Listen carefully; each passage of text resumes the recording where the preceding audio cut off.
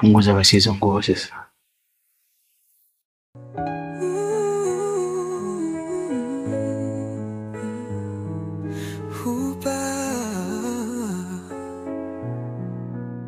Seria huba mapenzi.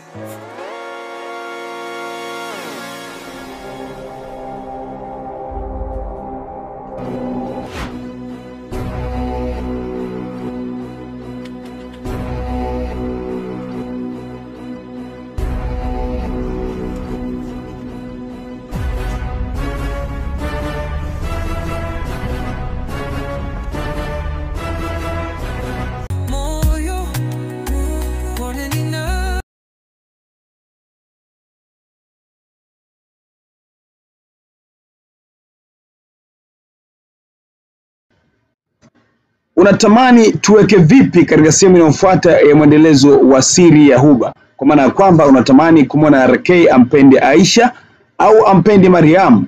Na kama ulivyoona pia mambo yamekuwa magumu, hakuna mtu mwaminifu. Wengi tulikuwa tunatamani kumwona RK azidi kumpenda Aisha, lakini cha ajabu ni kwamba hata Aisha naye ana mambo ya ajabu sana. Kile ambacho anakifanya ni kumuumiza zaidi RK. Sasa katika mazingira hayo, unatamani kumwona RK ampende nani zaidi? Je, au tuweze kwa RK aweze kuachana wote wawili, kwa maana kwamba aweze kumwacha Aisha na aweze kumpotelea mbali pia hata Mariam ambaye naye anaonekana kumpenda RK.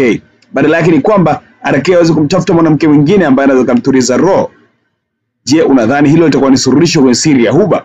Au ni kipi ambacho wewe unashauku nacho katika sehemu inayofuata ya mwendelezo wa Siri ya Huba?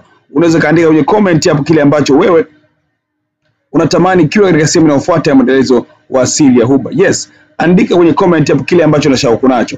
Lakini kabla tujaelekea mbali kabisa, mimi kuelezea mambo mazuri ambayo tunakwenda kukutana katika sehemu inayofuata ya mwendelezo wa Siri ya Huba, ni kuomba tafadhali bonyeza neno subscribe hapo kuweza kutusupport, lakini pia bonyeza alama kengele ili kuwa miongoni mwa wale ambao wanakwenda kupokea sehemu inayofuata ya mwendelezo wa Siri ya Huba mapema sana.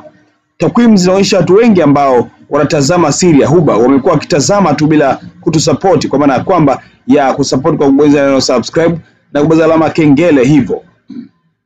Sasa ni kwa tafadhali wewe ambao unasikia sauti hii na wewe ambao unatazama video hii, wakati huu chukua hatua ya kuweza kutusupport kwa kubonyeza neno subscribe hapo na kubonyeza alama kengele pia, ili kuwa miongoni mwa wale ambao watakwenda kupata sehemu inayofuata ya mwendelezo wa Siri ya Huba kwa haraka sana na kwa haraka sana. Yes, na kuweza kuenjoy mambo mazuri zaidi. Na kwa kufanya hivyo pia unakuwa unatusupport, yani unakubaliana na kile ambacho tunakifanya kwamba hakika kimekuwa kikufanya uenjoy zaidi.